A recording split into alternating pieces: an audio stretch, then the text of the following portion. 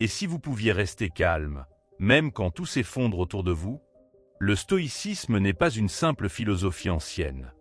C'est un art de vivre, une manière de traverser les tempêtes avec force et lucidité. Dans cette vidéo, vous allez découvrir 11 règles essentielles pour devenir véritablement inébranlable. Des principes clairs, tirés de la sagesse de Sénèque, Épictète et Marc Aurèle. Des clés pour avancer, sans se laisser submerger par l'agitation du monde. Le but n'est pas de fuir les émotions, mais de les comprendre, de les canaliser, pour ne plus être leur esclave. L'art de ne pas s'en faire commence par une décision, celle de reprendre le contrôle sur sa propre vie intérieure. Chaque règle que nous verrons aujourd'hui vous aidera à cultiver cette paix profonde. Une paix qui ne dépend pas des circonstances, mais de votre regard. Installez-vous confortablement et laissez ces enseignements transformer votre quotidien. Avant de commencer, aime la vidéo et abonne-toi à la chaîne pour ne manquer aucun de nos nouveaux contenus. Règle 1. Devenir inébranlable émotionnellement. Imagine un rocher au milieu de l'océan. Les vagues s'écrasent contre lui, encore et encore, mais il ne bouge pas. Il reste solide, immobile. Le stoïcisme nous apprend à être comme ce rocher. Les insultes, les critiques, les événements difficiles sont comme ces vagues. Elles arrivent, mais elles ne doivent pas nous faire trembler. La vraie force, c'est de choisir de ne pas laisser les mots des autres nous atteindre. Quand quelqu'un t'insulte ou te provoque, tu as toujours un choix. Tu peux réagir avec colère, te blesser toi-même, ou simplement laisser passer. Ce n'est pas de la faiblesse, au contraire. C'est une décision puissante. Les mots ne font mal que si tu leur donnes de l'importance. Si tu refuses d'y prêter attention, ils perdent tout leur pouvoir. C'est ça, devenir inébranlable. Pense à une flèche. La première blessure, c'est l'insulte elle-même. Mais la seconde, bien plus douloureuse, c'est ta réaction. Si tu t'énerves, si tu rumines, tu ajoutes de la souffrance inutile. Les stoïciens disaient « Ce n'est pas l'événement qui te trouble, mais ton jugement sur lui ». En d'autres termes, c'est toi qui décides si quelque chose te blesse ou non. Un exercice simple, la prochaine fois que quelqu'un dit quelque chose de méchant, essaie de ne pas répondre tout de suite. Prends une grande respiration et demande-toi, est-ce que cette personne a vraiment du pouvoir sur moi? Si tu ne lui donnes pas ce pouvoir, ces mots s'envolent comme du vent. Tu restes calme et c'est toi qui gagnes. Bien sûr, ce n'est pas facile. Nous sommes humains et nos émotions sont vives. Mais la maîtrise de soi, ça se travaille. Comme un muscle, plus tu t'entraînes à rester calme, plus ça devient naturel. Avec le temps, les critiques glisseront sur toi comme l'eau sur une feuille. Tu seras moins vulnérable, plus libre. Souviens-toi, les gens qui insultent ou critiquent sont souvent malheureux eux-mêmes. Leur colère vient de leurs propres blessures. Si tu comprends ça, tu peux même les plaindre au lieu de te fâcher. Ça ne veut pas dire tout accepter, mais choisir ses batailles. Parfois, le silence est la meilleure réponse. Le stoïcisme ne dit pas d'être insensible ou froid. Il enseigne à ne pas gaspiller ton énergie dans des combats inutiles. Si tu ne contrôles pas ce qui a été dit, contrôle au moins ta réaction. Personne ne peut te forcer à te sentir blessé sans ton accord. C'est une libération incroyable. Imagine un bouclier invisible autour de toi. Les mots méchants le frappent et rebondissent, sans jamais t'atteindre. Ce bouclier, c'est ta raison, ta capacité à dire « Non, je ne laisserai pas ça m'affecter ». Plus tu l'utilises, plus il devient solide. Et un jour, tu réaliseras que tu es vraiment plus fort que tu ne le pensais. Alors, la prochaine fois qu'on essaie de te blesser, rappelle-toi, tu as le choix. Tu peux laisser les mots t'empoisonner, ou les laisser passer et garder ta paix intérieure. C'est ça, la vraie force. C'est ça, être inébranlable. Et c'est un pouvoir que personne ne pourra jamais te prendre. Règle 2. Contrôlez vos réactions, pas les autres. Imagine que tu es capitaine d'un bateau. Tu ne peux pas contrôler le vent ni les vagues, mais tu peux toujours ajuster les voiles. La vie, c'est pareil. Les autres diront ce qu'ils veulent, feront ce qu'ils veulent. Ça, tu ne peux pas le changer. Mais ton pouvoir à toi, il est immense. Tu décides comment réagir. C'est toute la sagesse du stoïcisme en une idée simple. Combien de fois t'es-tu énervé parce que quelqu'un a agi comme il ne fallait pas? Mais pose-toi cette question. Est-ce que crier ou stresser a déjà changé le comportement des autres? La vérité, c'est que non. Par contre, ça t'a certainement fait perdre ton calme et ton énergie. Les stoïciens disaient « Pourquoi pleurer sur ce que tu ne peux pas influencer? Concentre-toi sur ce qui dépend de toi. » Prends l'exemple d'un embouteillage. Klaxonner, s'énerver contre les autres conducteurs. Est-ce que ça fait avancer les voitures? Bien sûr que non. Par contre, tu peux choisir d'écouter un podcast, de respirer profondément ou de profiter de ce moment forcé de pause. La situation est la même, mais ton expérience change complètement selon ta réaction. C'est ça, le vrai contrôle. Quand ton collègue t'énerve, quand ton enfant fait une crise, quand un inconnu est désagréable, demande-toi toujours « Est-ce que je peux vraiment changer cette personne-là, maintenant ?» Si la réponse est non, et elle l'est presque toujours, alors concentre-toi sur la seule chose que tu peux vraiment maîtriser, ta propre attitude. C'est la clé pour ne plus être l'esclave des circonstances. Souviens-toi de cette image. La vie te lance constamment des balles. Certaines sont douces, d'autres font mal. Mais toi, tu es le joueur qui décide s'il va les attraper, les esquiver ou simplement les laisser passer. Les événements sont ce qu'ils sont. C'est ton interprétation qui donne le pouvoir. Un retard peut être un désastre ou l'occasion de prendre ton souffle. À toi de choisir. Pratique cet exercice stoïcien. Chaque soir, repense à une situation qui t'a contrarié. Mais au lieu de ressasser ce que l'autre a fait, demande-toi « Comment aurais-je pu mieux réagir ?» Petit à petit, tu formeras ton esprit à trouver la réponse la plus sage plutôt que la plus impulsive. C'est comme un super pouvoir qui s'entraîne jour après jour. Les gens croient souvent que contrôler, c'est imposer sa volonté aux autres. En réalité, le contrôle le plus puissant est intérieur. Regarde les grands leaders, les sages, ils ne crient pas après le monde pour qu'il change. Ils travaillent sur leur propre excellence. Comme disait Marc Aurèle, tu as pouvoir sur ton esprit, pas sur les événements. Réalise cela et tu trouveras la force. Imagine deux personnes dans la même situation difficile. L'une s'effondre, l'autre reste calme et trouve des solutions. La différence, pas les circonstances, mais leur façon de les voir. C'est pour ça que le stoïcisme insiste tant sur notre interprétation. Le monde extérieur sera toujours chaotique. Ton jardin intérieur peut toujours rester en paix. Alors la prochaine fois qu'une situation t'échappe, au lieu de t'accrocher à ce que tu ne peux pas changer, fais ce petit exercice, inspire profondément et demande-toi « Qu'est-ce que je peux faire là maintenant ?» Tu verras, en te concentrant sur tes réactions plutôt que sur les actions des autres, tu deviendras plus fort, plus serein et finalement plus libre. Règle 3. Transformer l'insulte en opportunité de croissance.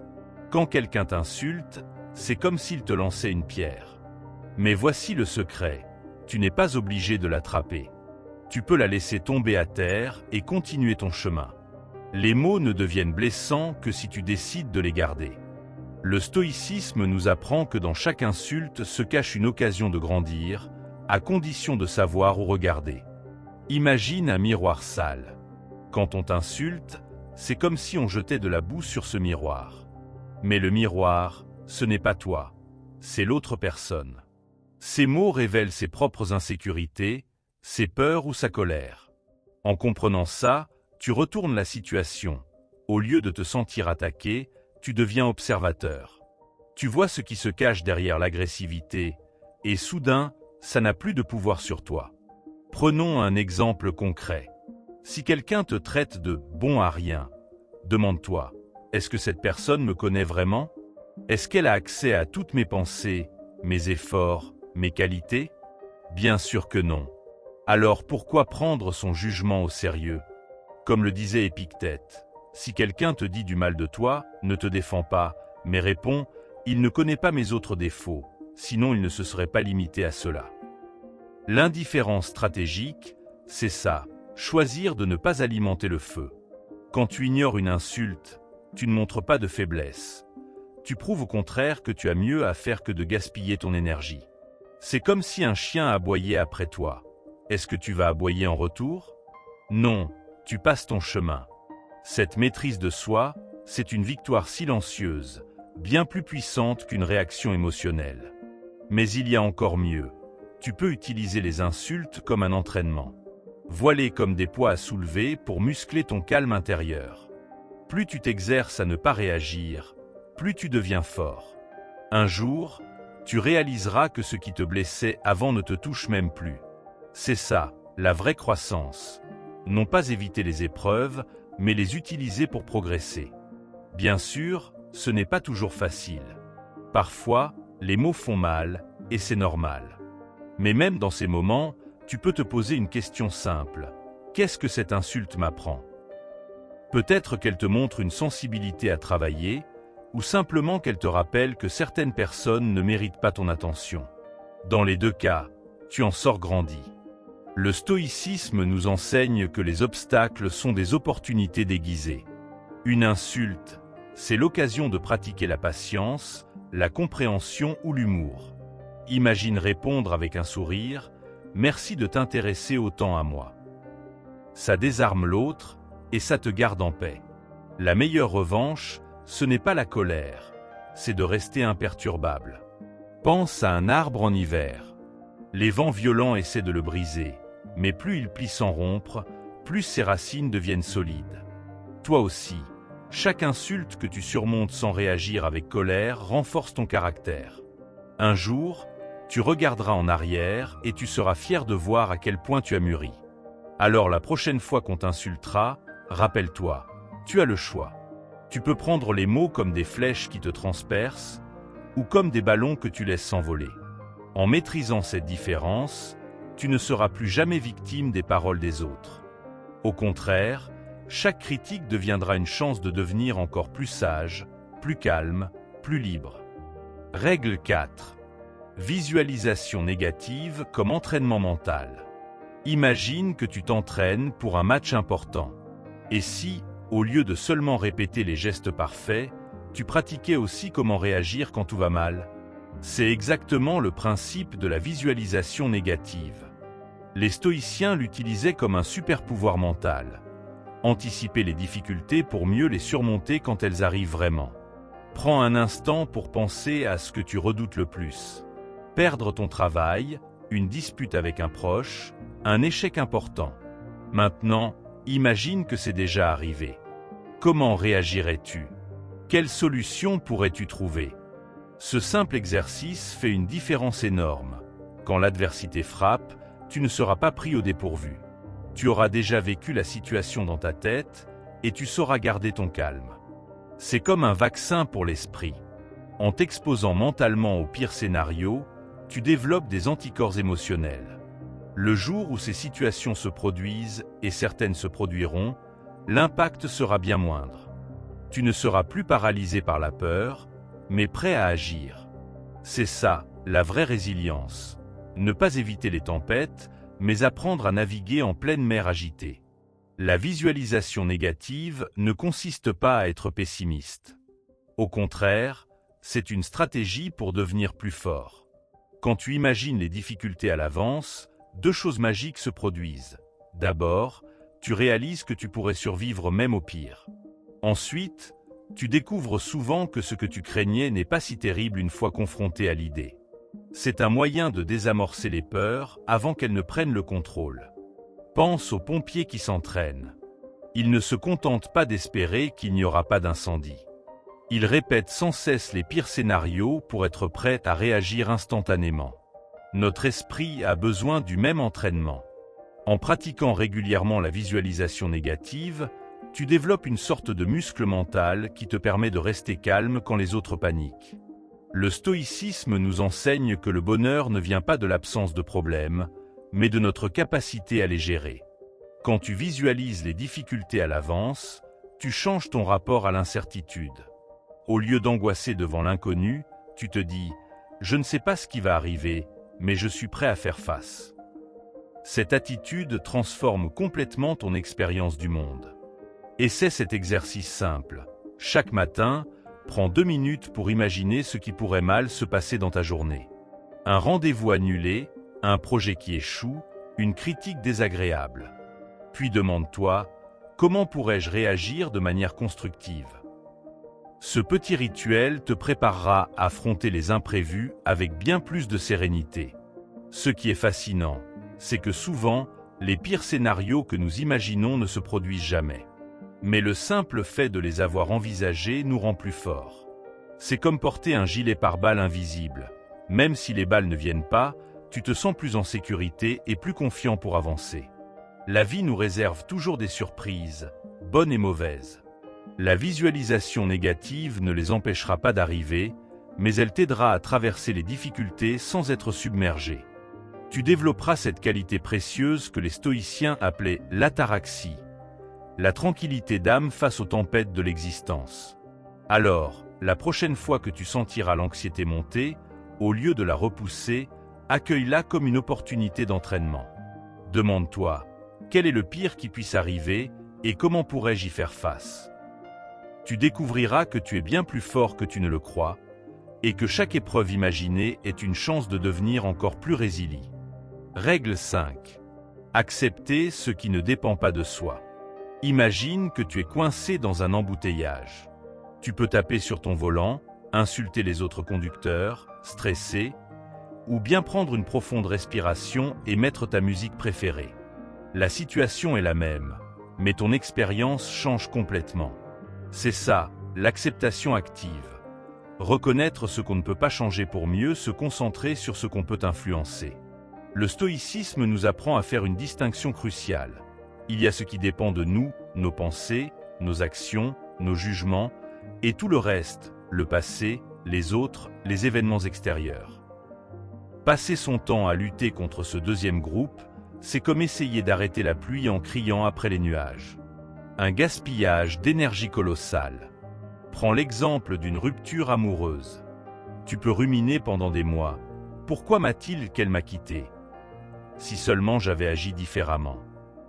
Mais la vérité, c'est que tu ne contrôles pas les sentiments des autres. Ce que tu contrôles, c'est comment tu vas reconstruire ta vie maintenant. L'acceptation, ce n'est pas abandonner, c'est rediriger ton pouvoir là où il peut vraiment faire une différence. Quand tu rencontres un obstacle, pose-toi cette question magique des stoïciens. Est-ce que cela dépend de moi ? Si la réponse est non, entraîne-toi à dire « c'est comme ça ». Pas avec résignation, mais avec lucidité. La météo, les bouchons, les retards de train, ces choses méritent-elles vraiment ton stress ? En économisant cette énergie, tu auras bien plus de force pour les domaines où tu peux vraiment agir. L'acceptation active, c'est comme faire du tri dans ton esprit. Tu mets de côté ce qui ne t'appartient pas pour te concentrer sur ce qui est vraiment à ta portée. Les stoïciens comparaient ça à un jardinier. Il ne peut pas contrôler la pluie ou le soleil, mais il peut choisir quelle plante cultiver et comment en prendre soin. Ton jardin intérieur, c'est pareil. Beaucoup confondent acceptation et passivité. Mais regarde bien, quand tu acceptes ce que tu ne peux pas changer, tu libères une énergie folle pour transformer ce que tu peux modifier. C'est tout le contraire de la résignation.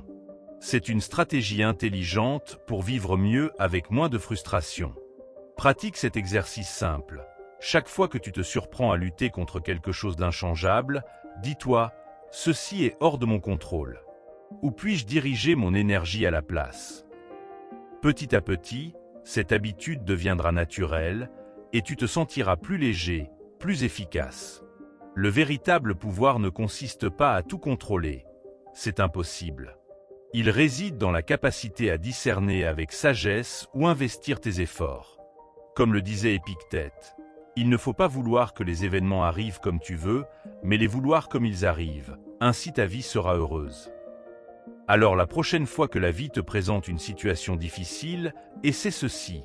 Au lieu de résister, observe. Demande-toi quelle part tu peux vraiment influencer. Pour le reste, pratique l'art de lâcher prise. Tu découvriras une paix intérieure bien plus précieuse que le futile soulagement de râler contre ce qui ne peut être changé. Règle 6. Pratiquer la modération dans tous les domaines. La vie ressemble parfois à une corde raide, trop penchée d'un côté ou de l'autre, et c'est la chute. Les stoïciens avaient compris ce principe bien avant nous. Ils voyaient dans la modération non pas une restriction, mais une libération. Quand tu trouves le juste milieu en toute chose, tu deviens comme un capitaine qui garde son navire stable malgré les tempêtes. Prends l'exemple de la nourriture. Manger trop peu, c'est affaiblir son corps. Manger trop, c'est l'alourdir. Mais trouver la bonne mesure, c'est donner à ton organisme exactement ce dont il a besoin. C'est pareil pour tout dans la vie. Le travail, les loisirs, les relations. La modération, c'est cette alchimie qui transforme l'excès en équilibre. Nos émotions aussi ont besoin de ce dosage. Une colère modérée peut être juste et utile. Une joie démesurée peut devenir folie. Les stoïciens ne prenaient pas l'absence d'émotions, mais leur régulation. Imagine tes sentiments comme un feu. Bien contrôlé, il réchauffe. Laissé sans surveillance, il consume tout. Dans nos sociétés qui encouragent toujours plus de consommation, plus de stimulation, plus d'extrêmes, pratiquer la modération devient un acte révolutionnaire. Dire « assez », c'est reprendre le contrôle.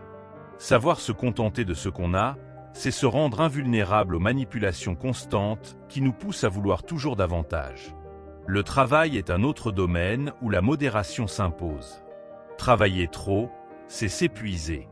Ne pas travailler assez, c'est stagner. Mais trouver le bon rythme, c'est s'accomplir sans se détruire. Les anciens parlaient de la voie moyenne, ce chemin étroit qui évite à la fois la paresse et le burn-out.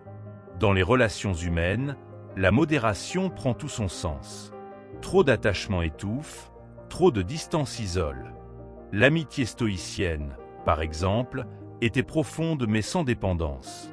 Les sages savaient apprécier les autres sans en devenir esclaves.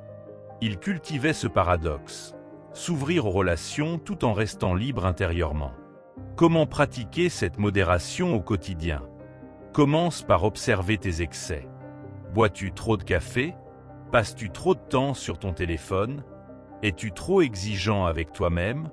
Le simple fait de prendre conscience de ces déséquilibres est déjà un pas vers l'harmonie. La modération ne signifie pas se priver de tout plaisir. Au contraire, elle permet de mieux les savourer. Un verre de vin apprécié avec mesure procure plus de satisfaction que 3 verres bu machinalement. C'est tout l'art stoïcien. Apprendre à goûter pleinement chaque expérience sans tomber dans la compulsion. Quand tu adoptes cette discipline du juste milieu, quelque chose de magique se produit.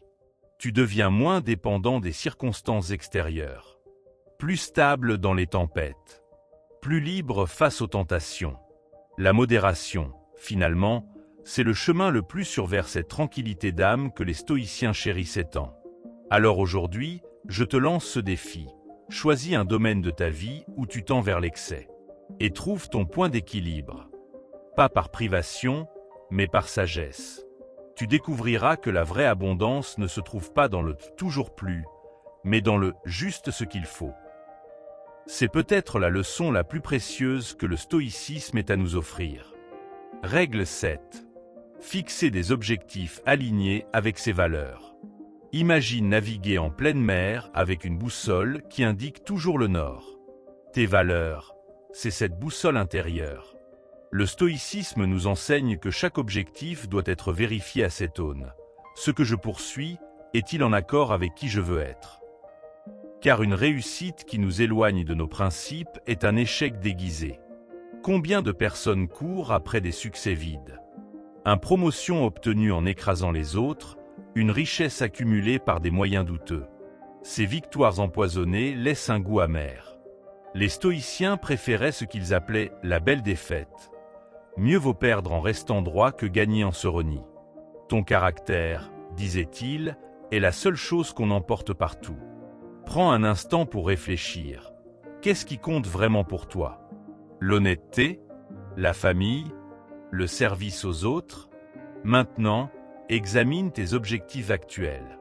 Sont-ils en phase avec ces convictions profondes? Cette vérification simple peut éviter des années de poursuites inutiles. Comme le disait Sénèque, Il n'y a pas de vent favorable pour celui qui ne sait pas où il va.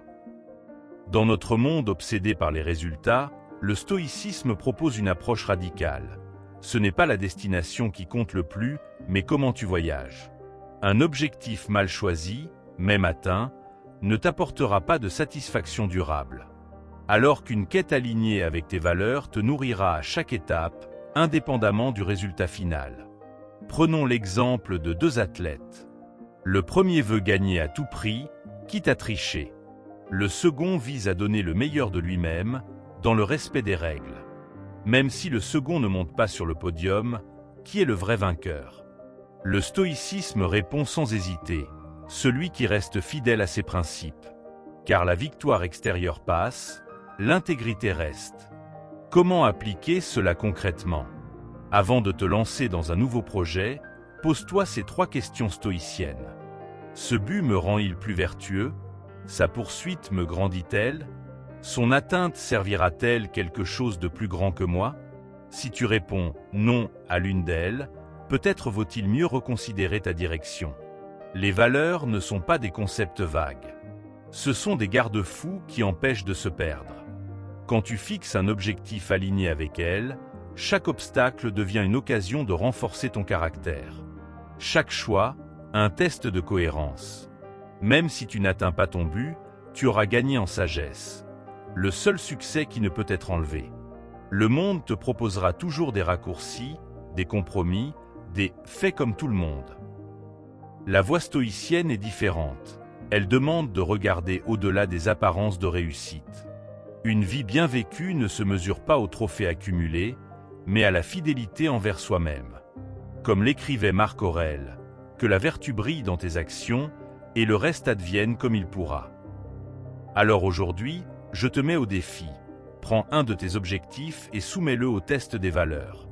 Est-il vraiment en accord avec ce que tu considères comme important? Si ce n'est pas le cas, aie le courage de le modifier ou de l'abandonner.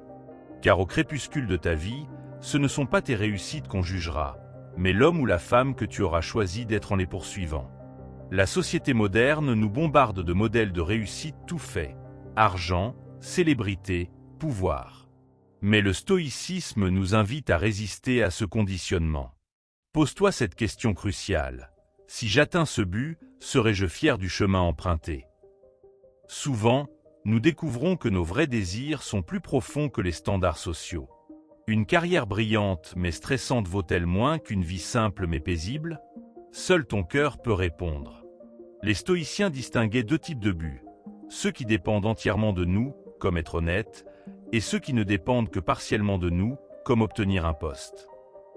Trop souvent, nous gaspillons notre énergie sur le second type. La sagesse consiste à fixer des objectifs où l'échec même devient impossible. Car même si tu n'obtiens pas le poste, tu auras grandi en intégrité durant le processus. C'est là la vraie maîtrise. Imagine un arbre dont les racines seraient tes valeurs. Plus elles sont profondes, plus tu peux grandir sans risque de tomber. Quand tes objectifs jaillissent de ces racines, les tempêtes des échecs apparents ne peuvent t'abattre. Un licenciement? L'occasion de réinventer un travail aligné avec toi. Une trahison? La preuve que tu as été fidèle à tes principes. Ce réalignement constant est la clé d'une vie cohérente. Beaucoup courent après des succès qui, une fois atteints, laissent un vide. C'est le syndrome du « et maintenant ». Après l'obtention du diplôme, de la maison, de la promotion. Le stoïcisme anticipe cette désillusion. Fixe des buts qui te transformeront pendant le voyage, pas seulement à l'arrivée. Apprendre une langue pour ouvrir ton esprit plutôt que pour l'ajouter à ton CV. Aider les autres pour grandir en humanité plutôt que pour la reconnaissance. La vertu est dans l'intention. Nos ancêtres stoïciens pratiquaient un exercice puissant, la préméditation des obstacles. Avant de te lancer vers un objectif, imagine tous les pièges possibles. Non pour t'effrayer, mais pour vérifier si tu es prêt à les surmonter sans compromis. Si tu envisages de mentir pour réussir, cet objectif n'en vaut pas la peine. Cet exercice agit comme un filtre à illusions, ne laissant passer que les quêtes dignes de toi. Dans nos vies hyperconnectées, les distractions constantes nous éloignent de nos vrais buts. Le stoïcisme propose une antidote radicale, la pratique du retour à l'essentiel. Chaque matin, demande-toi, qu'est-ce qui compte vraiment aujourd'hui? Écarte les objectifs superficiels imposés par les réseaux sociaux ou la pression sociale. Ce recentrage quotidien est un muscle à développer. Plus tu le pratiques, plus tes choix deviennent clairs. Les plus grands hommes et femmes de l'histoire n'étaient pas ceux qui ont accumulé le plus, mais ceux qui ont su rester fidèles à leur vision malgré les tempêtes. Pense à Gandhi, à Sénèque, à Rosa Parks. Leur force venait de cet alignement absolu entre valeurs et action.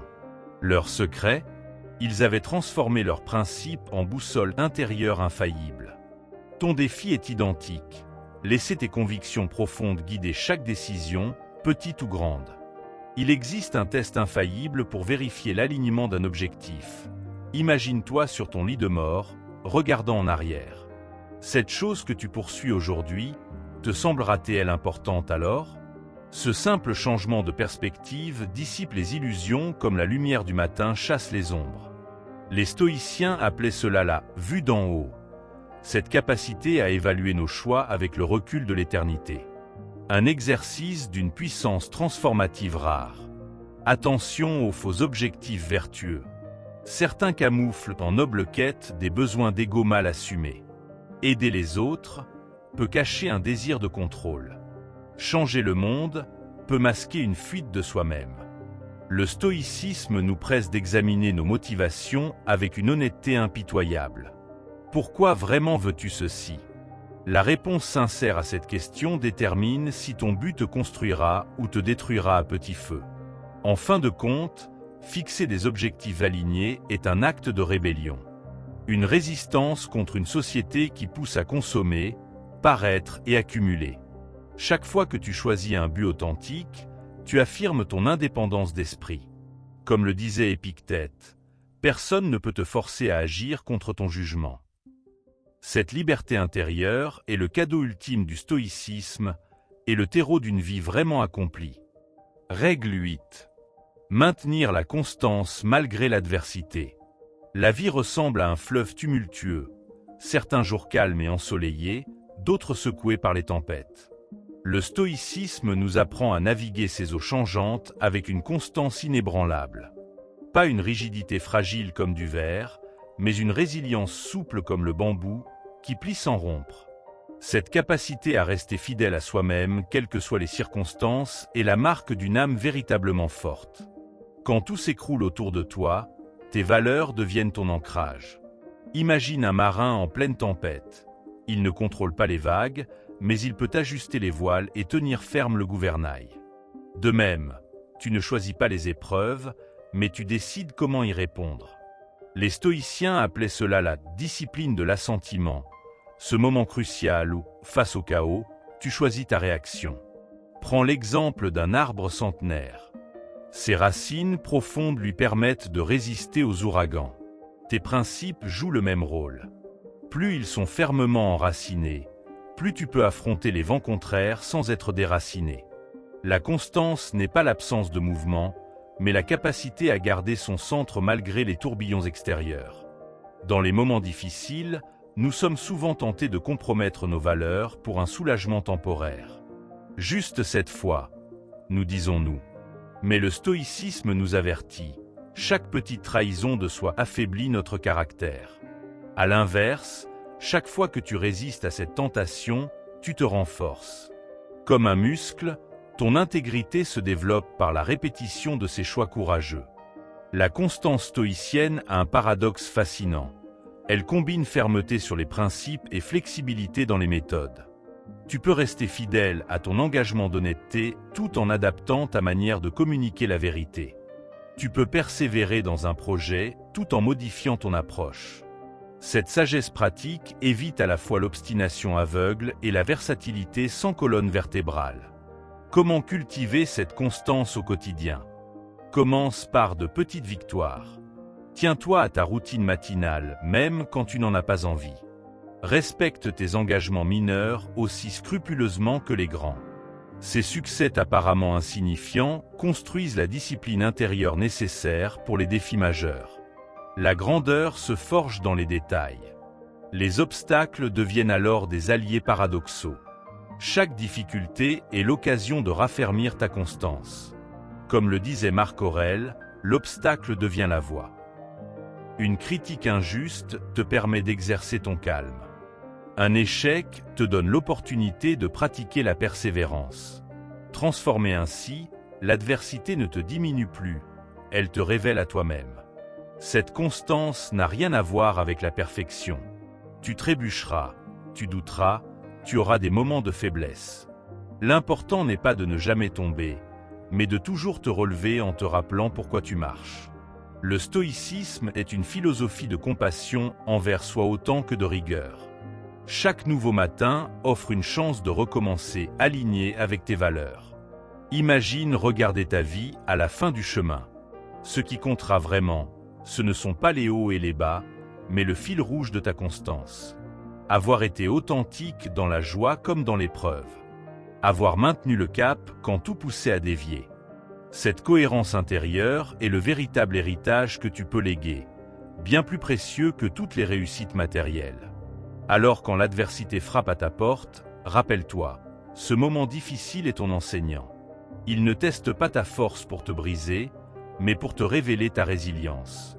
Comme le forgeron trempe l'acier, les épreuves, surmontées avec constance, te rendent plus solide, plus sage, plus pleinement humain.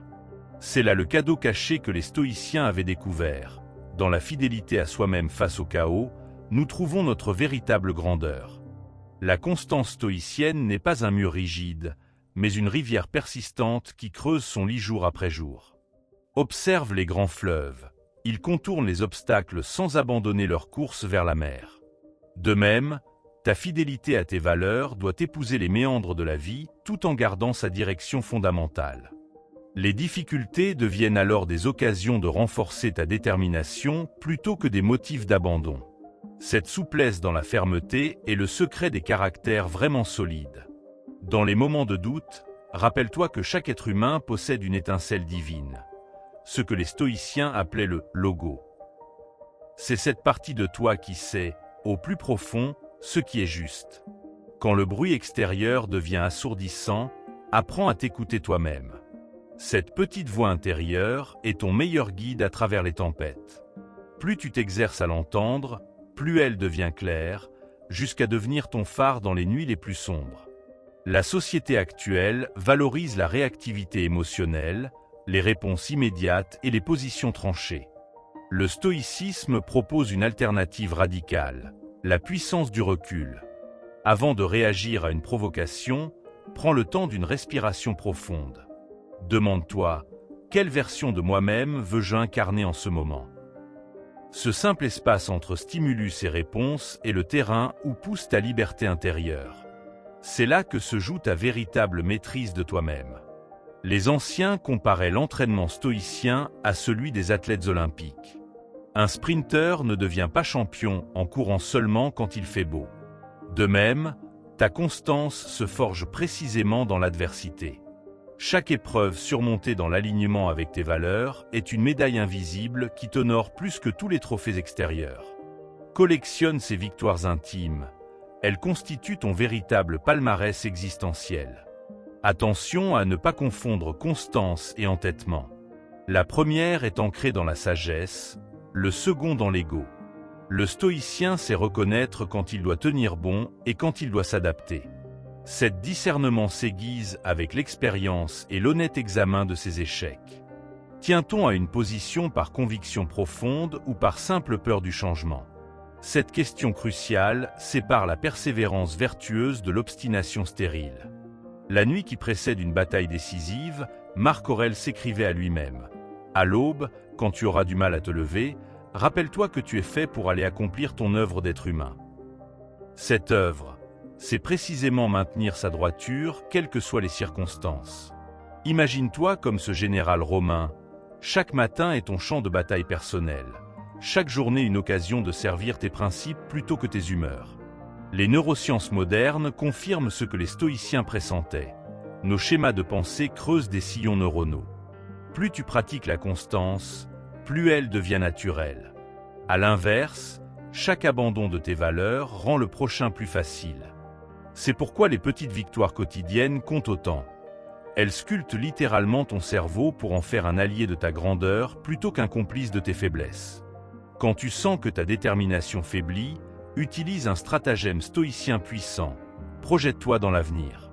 Imagine le toi de 80 ans regardant en arrière cette épreuve actuelle.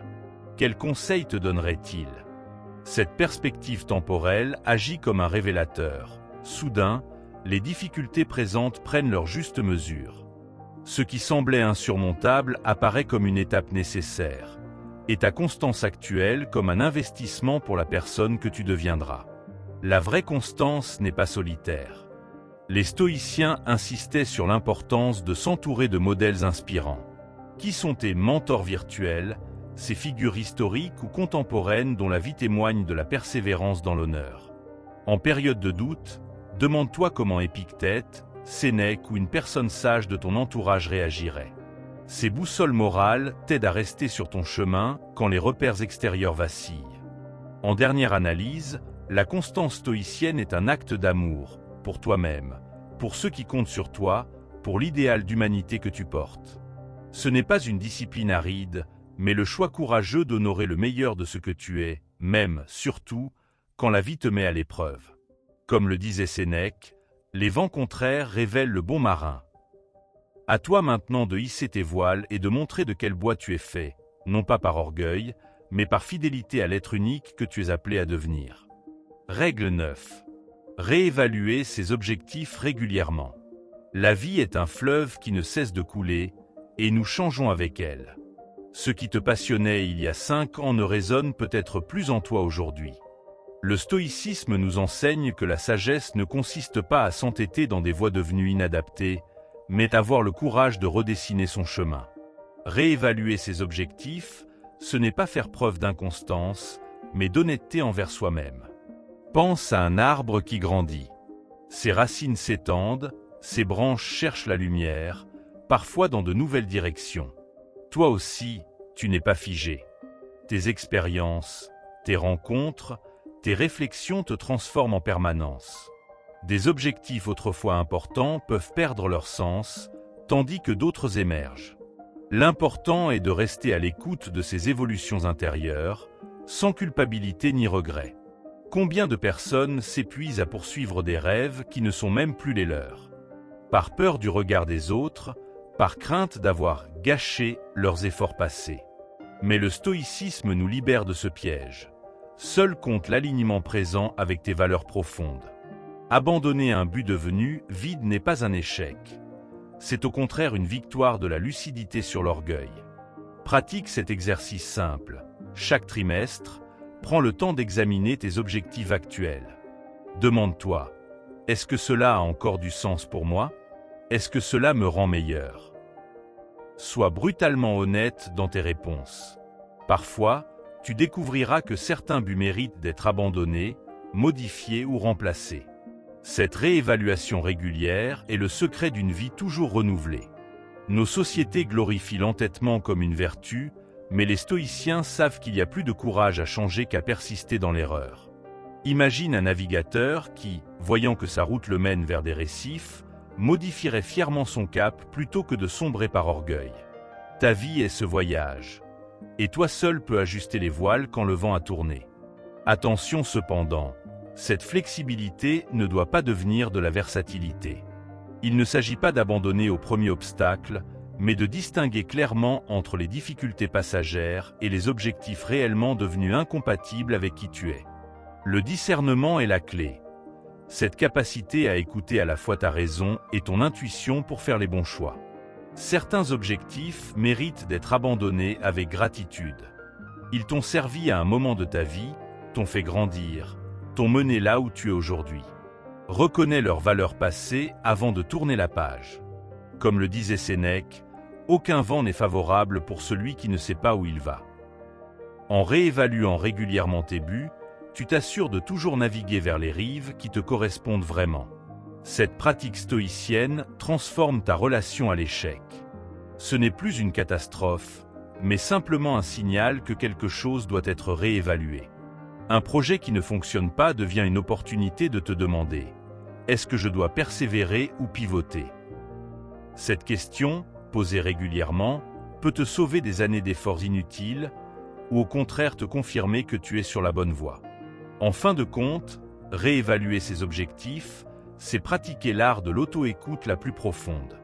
C'est reconnaître que tu n'es pas obligé de terminer ce livre qui ne te parle plus, de poursuivre cette carrière qui t'étouffe, de maintenir ces habitudes qui ne te servent plus. La vie est trop précieuse pour la gaspiller à poursuivre des ombres de toi-même. Alors prends cette résolution. Désormais, tu feras de tes réévaluations régulières un rituel sacré. Non par indécision, mais par fidélité à l'être en constante évolution que tu es.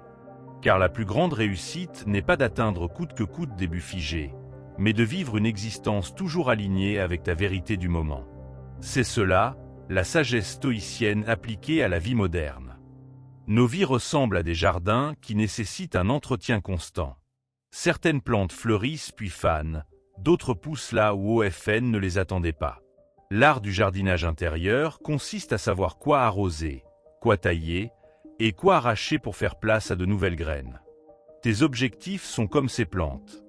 Certains méritent d'être cultivés avec soin, d'autres abandonnés sans regret pour laisser la place à ce qui veut vraiment grandir en toi aujourd'hui.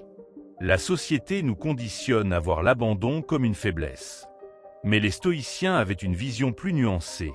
Il y a l'abandon par lâcheté et il y a l'abandon par sagesse. Le premier fuit la difficulté, le second reconnaît que la voie choisie ne mène plus à la croissance. Apprends à distinguer ces deux mouvements en toi. Parfois, persévérer est effectivement noble. D'autres fois, c'est simplement t'entêter dans une illusion qui te consume inutilement. Imagine ton esprit comme une maison que tu dois régulièrement désencombrer. Certains objectifs sont comme de vieux meubles encombrants. Ils prennent de la place mais ne te servent plus. D'autres sont comme des plantes vertes qui assainissent l'atmosphère. La réévaluation périodique est ce grand nettoyage qui te permet de faire circuler l'énergie neuve.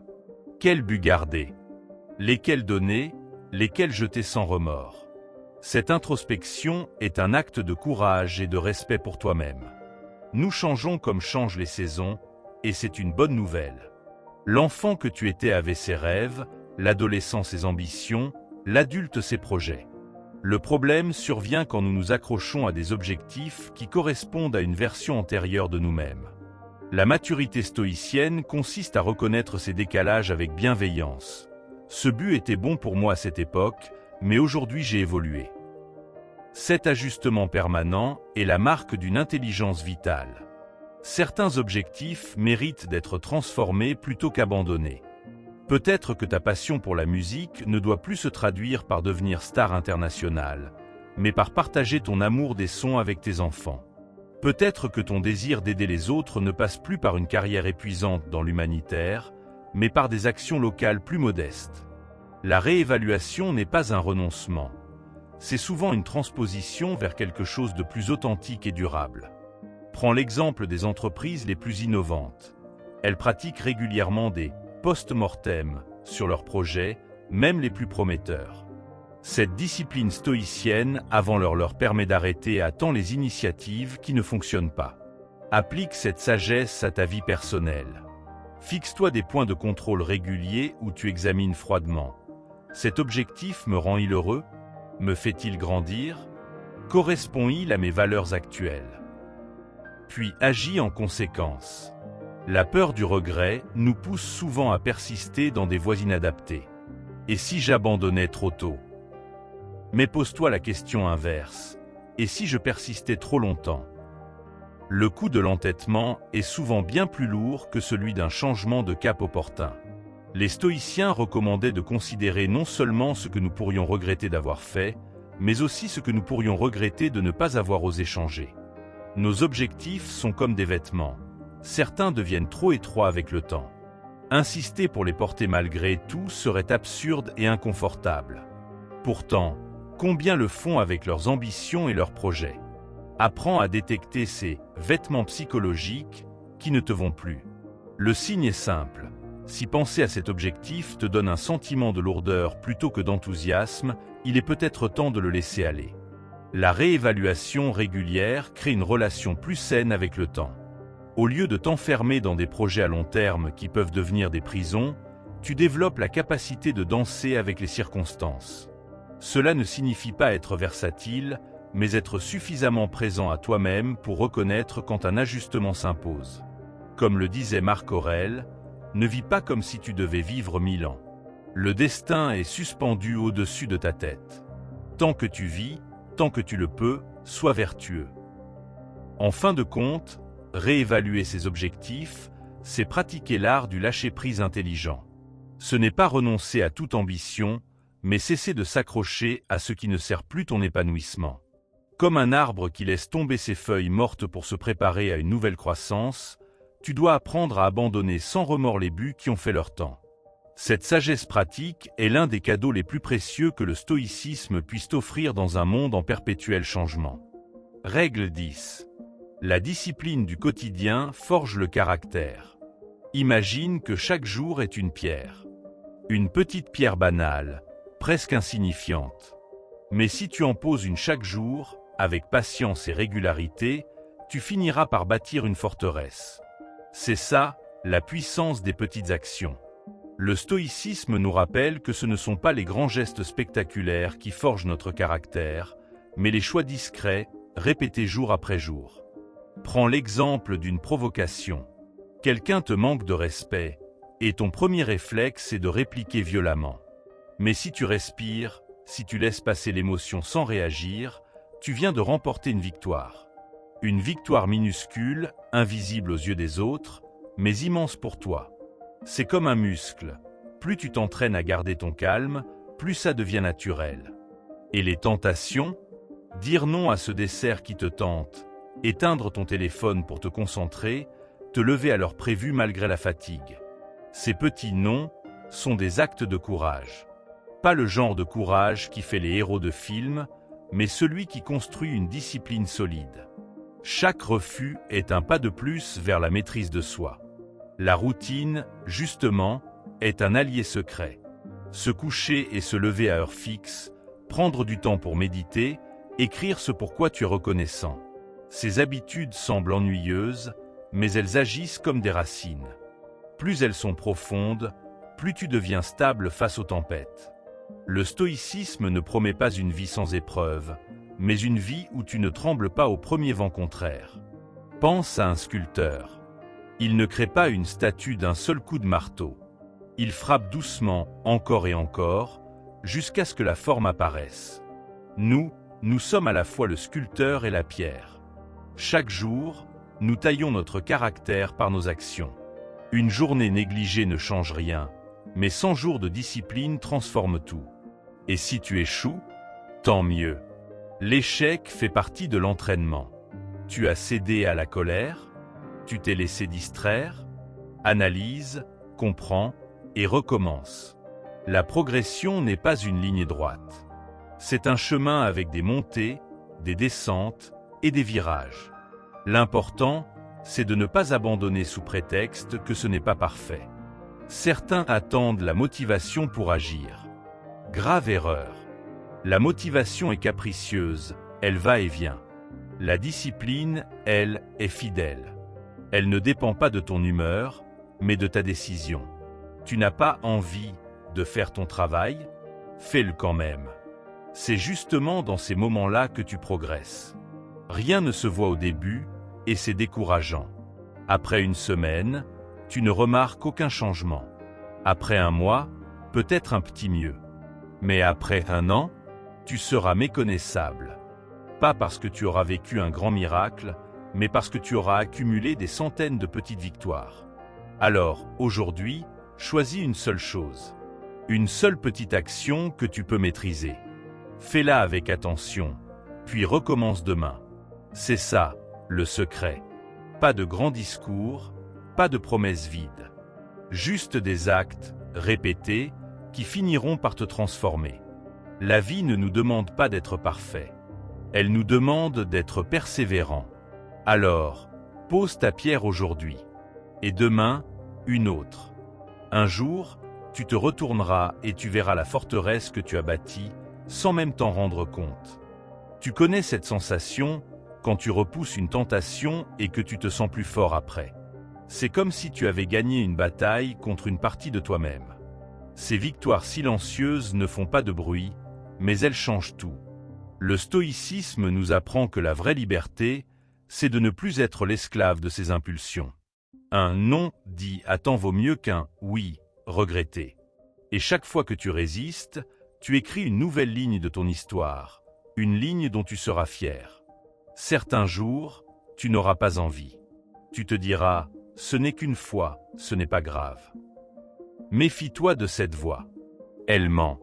Une exception devient vite une habitude, et une habitude devient une pente glissante. La discipline, c'est justement agir quand tout en toi veut t'abandonner. Rappelle-toi, les arbres ne poussent pas en un jour, et ton caractère non plus. Mais chaque effort compte, même minuscule, même invisible. Imagine un ami qui te observe en secret pendant une semaine. Que verrait-il?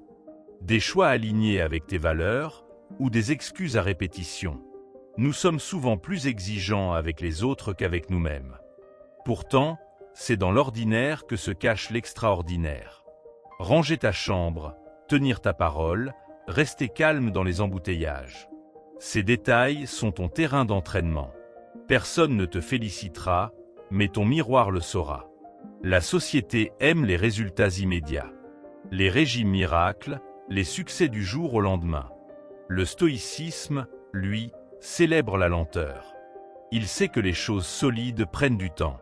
Tu ne deviendras pas sage en lisant un livre, ni patient en serrant les poings une fois.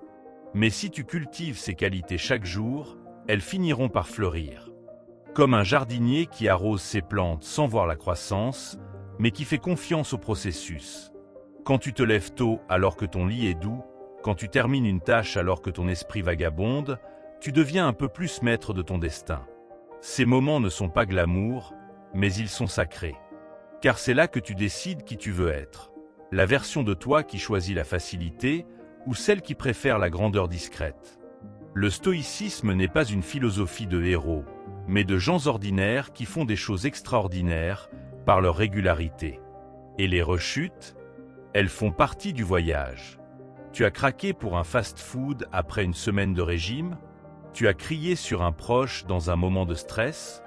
Respire. Ce n'est pas un échec, c'est une leçon. Le progrès n'est pas une autoroute sans accroc, mais un sentier de montagne avec des pierres qui roulent. L'important, c'est de te relever, de comprendre pourquoi tu as trébuché et de repartir. La discipline, c'est aussi l'art de la seconde chance. Personne ne te donnera de médaille pour ta persévérance. Aucun trophée pour être resté calme sous la pression. Mais au fond de toi, tu sauras. Et cette satisfaction silencieuse vaut tous les applaudissements du monde. Car tu n'agis pas pour les autres, tu agis pour toi. Pour te respecter. Pour te prouver que tu peux compter sur toi-même. Et ça, c'est un trésor que personne ne pourra jamais te voler. Les anciens stoïciens parlaient de l'ascèse, un entraînement quotidien pour l'âme. Pas besoin de souffrir ou de jeûner comme un moine. Juste de petites épreuves volontaires. Prendre une douche froide, marcher sous la pluie sans râler, écouter sans interrompre. Ces exercices semblent dérisoires, mais ils endurcissent ton esprit. Comme un athlète qui s'entraîne pour un marathon invisible. Un marathon dont la ligne d'arrivée s'appelle la meilleure version de toi-même. Un jour, tu regarderas en arrière et tu souriras. Ces efforts qui te semblaient insurmontables seront devenus naturels.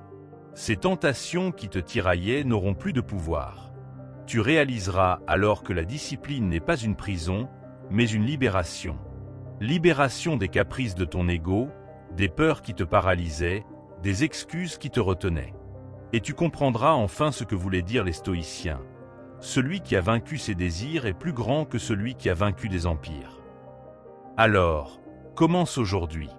Pas demain, pas lundi prochain. Maintenant. Choisis une seule chose à améliorer, et tiens bon. Pas pour un mois, pas pour un an, mais pour la vie.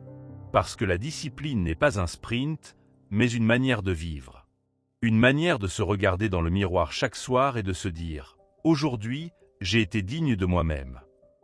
Et ça, c'est la plus belle victoire de toutes. Règle 11. Inspiré par l'exemple silencieux. La véritable grandeur ne s'annonce pas à coups de trompette.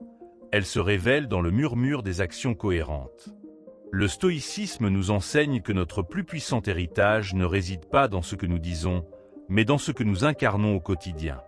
Chaque fois que tu choisis l'intégrité plutôt que la facilité, même dans l'ombre, tu deviens sans le savoir un phare pour ceux qui croiseront ton chemin. Imagine deux arbres en pleine tempête. Le premier crie qu'il va tenir bon, mais se brise au premier vent violent.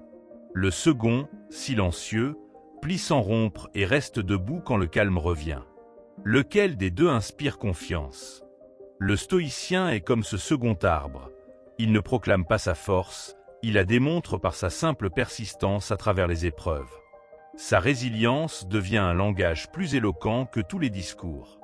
Dans notre monde obsédé par les apparences et les performances spectaculaires, rester fidèle à ses valeurs dans l'humilité est un acte révolutionnaire.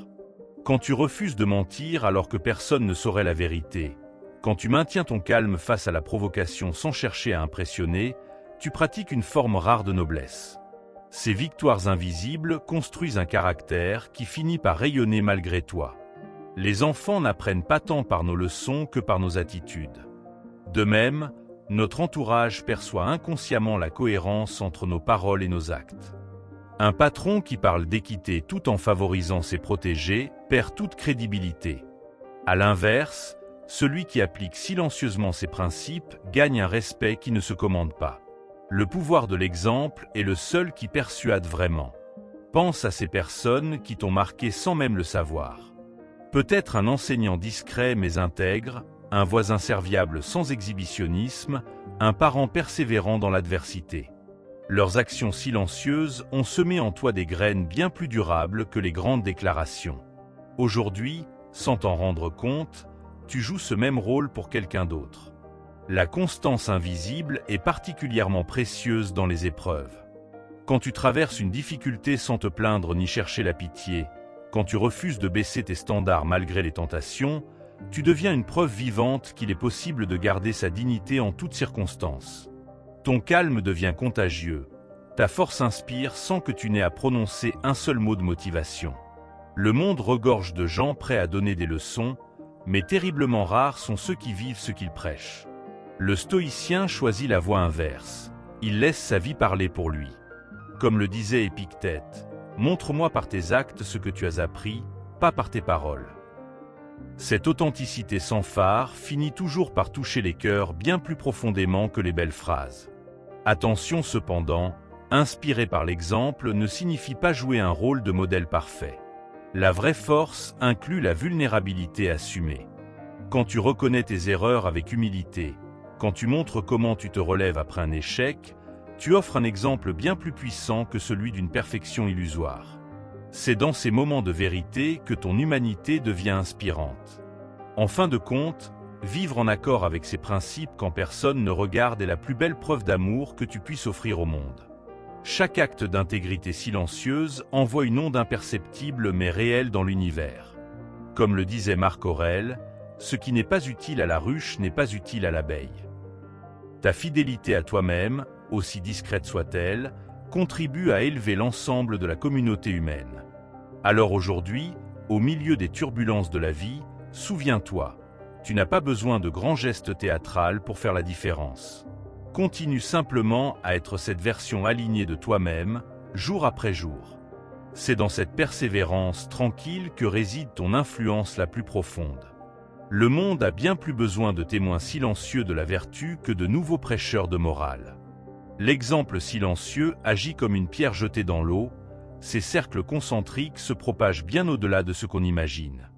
Ce collègue à qui tu as rendu service sans fanfare, cet inconnu qui t'a vu garder ton calme dans une dispute, cet enfant qui t'observe sans que tu le saches, tous reçoivent en héritage invisible la preuve qu'une autre manière d'être existe. Le stoïcisme transforme ainsi chaque instant banal en occasion discrète de semer des graines de vertu. Les grands arbres ne poussent pas en criant leur croissance. Ils s'enracinent profondément et, par leur simple présence, offrent ombre et abri. De même, ta constance tranquille devient un refuge pour ceux qui doutent. Sans le savoir, tu peux être la preuve vivante qui empêchera quelqu'un de renoncer à ses principes. Comme le disait Sénèque, la vie est comme une pièce de théâtre. Peu importe sa longueur, mais la qualité de ton jeu. Joue donc ton rôle avec intégrité, sans te soucier des applaudissements. Dans un monde où l'on mesure trop souvent sa valeur aux likes et aux regards admiratifs, la voie stoïcienne propose une révolution, être plutôt que paraître. Quand tu nettoies un espace public sans le poster sur les réseaux, quand tu gardes une promesse que personne ne vérifiera, tu pratiques une forme supérieure de liberté. Tu te libères du besoin de validation extérieure pour trouver ta récompense dans l'action juste elle-même. Cette autonomie morale est contagieuse. L'histoire est pleine de ces héros discrets dont les actes ont changé le cours des événements sans qu'ils cherchent la gloire. Le stoïcien moderne suit leurs traces. Il comprend que les vraies transformations s'accomplissent souvent dans l'ombre des gestes répétés. Chaque matin où tu choisis la rigueur plutôt que la facilité, chaque soir où tu examines ta journée avec honnêteté, tu participes à cette longue chaîne invisible qui maintient le monde debout. Il existe une étrange alchimie dans l'exemple silencieux. Plus tu renonces à être reconnu pour ta vertu, plus celle-ci devient pure et donc puissante. Comme un parfum qui ne s'évapore pas pour être senti, mais qui, précisément pour cette raison, embaume tout l'espace. Tes actions désintéressées créent autour de toi une atmosphère particulière que les âmes sensibles perçoivent instinctivement, même si elles ne peuvent l'expliquer. Les enfants apprennent davantage de ce qu'ils nous voient faire que de ce qu'ils nous entendent dire. Cette vérité s'applique à toutes nos relations. Ton équipe au travail, tes amis, ton voisinage, tous absorbent inconsciemment ton attitude face aux défis. Quand tu traverses l'adversité sans perdre ton humanité, quand tu réussis sans arrogance, tu leur offres bien plus qu'un conseil. Tu leur montres que c'est possible. L'exemple est le seul maître qui persuade sans avoir à convaincre. Le pouvoir de l'exemple silencieux réside dans son authenticité irréfutable. On peut contester un argument, mais comment contester une vie bien vécue? Quand tes actes et tes valeurs sont parfaitement alignés, tu deviens une énigme pour les cyniques et une inspiration pour ceux qui cherchent. Sans prononcer un seul mot, ton existence même pose la question la plus puissante qui soit. Et si on vivait autrement? La nature nous enseigne cette sagesse. Le soleil ne se vante pas d'éclairer, la rivière ne proclame pas qu'elle désaltère. Elles accomplissent simplement leur nature avec constance. Le stoïcien qui agit selon ses principes sans chercher d'audience participe à cette harmonie universelle. Il comprend que le vrai service n'a pas besoin de témoins, que la vraie grandeur ne réclame pas de scène. Son théâtre est le quotidien, son public souvent inexistant, et c'est précisément ce qui donne tant de poids à son jeu. Quand tu doutes de l'impact de tes petits actes de courage invisibles, souviens-toi de l'effet papillon. Ce client à qui tu as rendu sa monnaie en trop sans qu'il s'en aperçoive, ce collègue que tu as défendu dans son dos, cet inconnu à qui tu as souri au bon moment, tous ces gestes ont déclenché des vagues que tu ne verras jamais. Le bien silencieux est comme une semence. Tu ne sais pas où ni comment elle germera, mais tu peux être certain qu'elle ne meurt jamais tout à fait. En fin de compte, inspiré par l'exemple silencieux est l'acte le plus démocratique qui soit. Il ne nécessite ni diplôme, ni richesse, ni position sociale, seulement la volonté d'être cohérent avec soi-même. Le mendiant peut ainsi être plus influx que le prince s'il vit selon ses principes.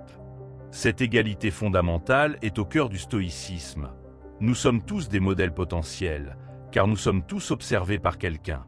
La seule question qui vaille est: quel genre d'exemple choisissons-nous d'être dans notre coin discret du monde ?